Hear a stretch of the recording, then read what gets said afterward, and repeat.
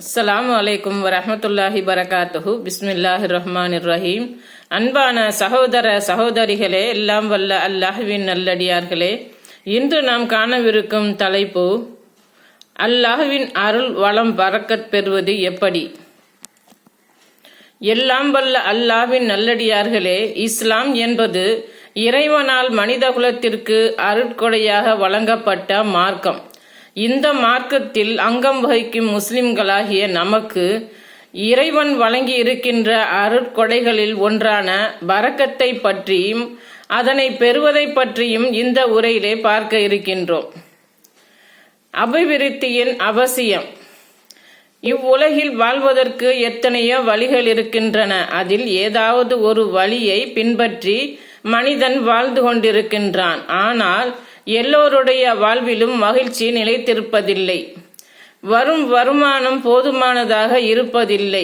எவ்வளவு சம்பாதித்தாலும் கடன் இல்லாமல் இருப்பதில்லை. இப்படி ஏராளமானோர் வாழ்ந்து வருகின்றார்கள்.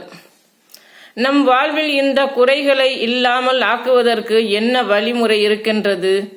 இந்த குறை எவ்வாறு போக்குவது? படைத்தவனின் உதவியின்றி இக்குறையை போக்க முடியாது. அவனின் அருள்வளம் பரக்கத் நமக்கு கிடைத்துவிட்டால் நம் வாழ்வில் நன்மையை காணலாம். இறைவனின் மறைமுகமான அந்த அருள்வளம் பரக்கத் கிடைப்பதற்குரிய வழி என்ன? அவனின் பரக்கத் கிடைக்காமல் போவதற்குரிய வழி என்ன என்பதை அறிந்தால் பரக்கத்தை நிரந்தரமாக்கிக் கொள்ள நாம் முயற்சிக்கலாம். இதற்கு மக்களிடம் இருக்கும் வழிமுறைகள் என்ன? நபிகளார் காட்டிய வழிமுறைகள் என்ன? அருள் வளம் பரக்கத் வேண்டுவோர் நெல்லை மாவட்டம் மேலப்பாளையத்தில் உள்ள கல்வத் ஆண்டவரிடம் போய் ஆண்டவரிடம் 1000மோ 2000மோ கொடுப்பார்கள். அவர் அதனை வாங்கி கொண்டு அவர் 50 காசை லேமினேஷன் செய்து கொடுத்து, இதை உமது கல்லா பெட்டியிலோ அல்லது உமது பீரோவிலோ வை, இதனால் உமக்கு அருள்வளம் உண்டாகும் என்று சொல்வார். இதனை வாங்கி கொண்டு கல்லா பெட்டியிலோ அல்லது பீரோவிலோ வைத்து அபிவிருத்தியை எதிர்பார்க்கக்கூடிய காட்சியை பார்க்கின்றோம். இன்னும் சிலர் பரக்கத் பெறுவதற்காக தாயத்து தகடுகள் வீட்டில் அல்லது கடைகளில் தொங்க விடுவதையும் பார்க்கின்றோம். இன்னும் சிலர் வீட்டில் சலவாத், நாரியா, மௌலீது போன்ற வகைகளை ஓதுவதையும் பார்க்கின்றோம். இன்னும் சிலர் ஆயத்துல் குர்சியை கடையில் தொங்க விடுவதையும் பார்க்கின்றோம். இந்த சமுதாயத்தில் இந்த மூட நம்பிக்கைகள் ஏற்பட காரணம் பரக்கத் ஏற்பட என்ன செய்ய வேண்டும் என்பதை சொல்லிக் கொடுக்காததுதான். ஆகையால் நாம் அருள்வளம் பெறுவது எப்படி என்பதையும் நமக்கு அருள்வளம் தடை செய்யும் காரியங்கள் எவை என்பதையும் தெரிந்து கொள்வோம். உண்மையாக இருந்தால் நாம் செய்யும் வியாபாரத்தில் பொருட்களில் சரியான தரத்தை சொல்லி விற்க வேண்டும். பொருட்களில் குறை நிறைகளை சொல்லி விற்க வேண்டும். அப்படி சொல்லி விற்கும் போது நமது வியாபாரத்தில் அருள் வளம் உண்டாகும். குறைகளை மறைத்து சரியான தரத்தை சொல்லாமலும் விற்கும் போது நமது பொருட்களில் அருள் வளம் எடுக்கப்பட்டுவிடும். அல்லாஹ்வின் தூதர் ஸல்லல்லாஹு அலைஹி வஸல்லம் அவர்கள் கூறினார்கள், விற்பவரும் வாங்குபவரும் பிரியாமல் இருக்கும் வரை வியாபாரத்தை முறித்து கொள்ளும் உரிமை இருவருக்கும் உண்டு. அவ்விருவரும் உண்மை பேசி குறைகளை தெளிவுபடுத்தி இருந்தால் அவர்களுடைய வியாபாரத்தில் அருள்வளம் பரக்கத் அளிக்கப்படும்.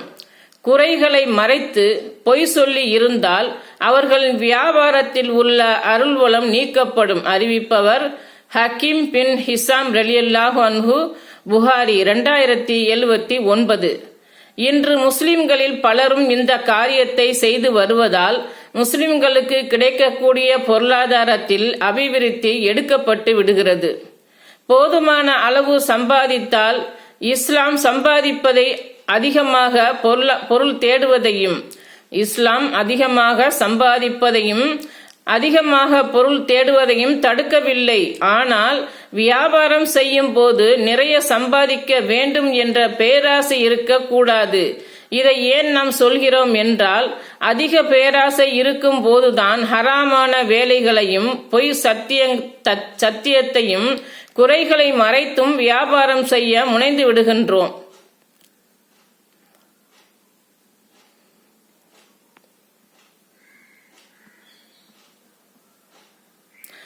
ஹக்கீம் பின் ஹிசாம் ரலியல்லாஹு அன்ஹு அவர்கள் கூறியதாவது, நான் நபி ஸல்லல்லாஹு அலைஹி வஸல்லம் அவர்களிடம் உதவி கேட்டேன், அவர்கள் எனக்கு வழங்கினார்கள்.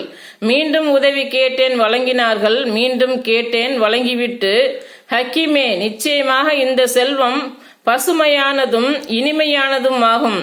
யார் இதை போதுமென்ற உள்ளத்துடன் எடுத்துக்கொள்கின்றாரோ அவருக்கு இதில் வளம் ஏற்படுத்தப்படும். யார் இதை பேராசையுடன் எடுத்துக்கொள்கிறாரோ அவருக்கு அதில் வளம் ஏற்படுத்தப்படாது. அவன் உண்ட பின்பும் வயிறு நிரம்பாதவன் போல் ஆவான். உயர்ந்த கை தாழ்ந்த கையை விட சிறந்தது என்று கூறினார்கள். நூல் புகாரி 1472. அஸ்ஸலாமு அலைக்கும் வரஹ்மத்துல்லாஹி பரகாத்துஹு.